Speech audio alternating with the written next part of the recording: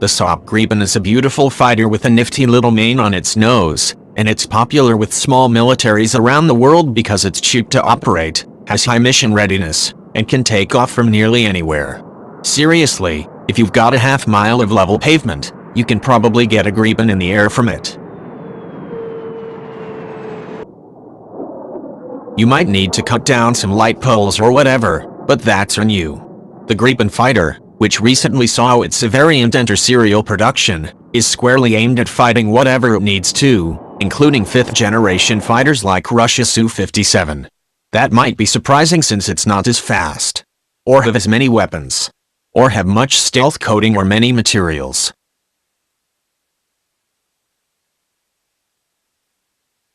But the Gripen's manufacturer, Saab, isn't trying to win at air shows, and it isn't accepting the price point required to develop stealth aircraft. Even Russia can't actually afford its stealthy Su-57, which might not even be that stealthy. That's because Saab makes weapons for Sweden and for export to countries like Thailand, Hungary, and South Africa. These countries don't have the money to drop $100 million per F-35, a plane that costs $30,000 minus $70,000 per hour of flight.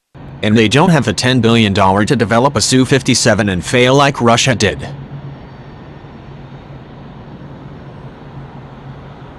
So Saab built the Gripen around a few complementary ideas. The first was that they could develop a capable jet fighter with a low cost per flight hour. Right now, new Gripens cost up to $60 million per copy and come out to $5,000 per flight hour.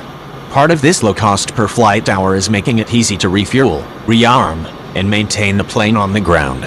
And the way they did this allows operators to work the plane from nearly anywhere a 20-foot cargo container can be delivered on a truck, provided there are at least 875 yards of runway-ish concrete for the plane to take off from.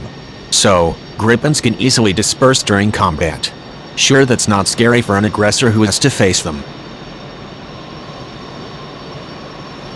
But operators, obviously, still need them to be lethal. Paper planes are cheap and hard to spot, too, but there's a reason they aren't popular with militaries. But the Gripen is lethal, partially because it can fire most NATO-produced missiles and partially because the entire plane was designed around electronic warfare.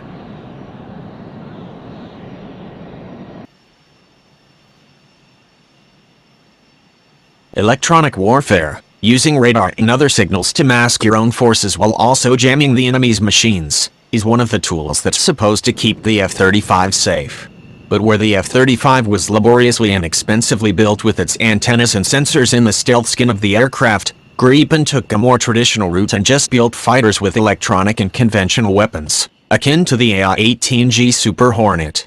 But the Gripen's electronic warfare is robust, so much so that Saab believes the plane can blind nearly all of the Russian fighters the Gripen is designed to deter, especially the large number of flankers in Russia's inventory but also the Su-57. Even better, Saab thinks the variant can fight the Su-57 on equal terms.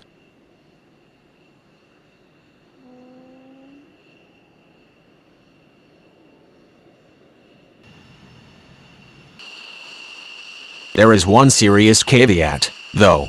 Sweden doesn't want a fighter jet's electronic warfare tools recorded by adversaries who could create exploits against them. Electronic warfare in combat turns into a game of tit for tat as each side tries to reconfigure their signals to defeat the other. So, Sweden has rarely allowed pilots to turn on the full electronics suite in exercises with England.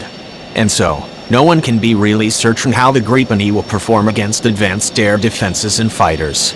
They can hide in the brush, they can take off from anywhere, but they can only probably cut their way through Russia's air force.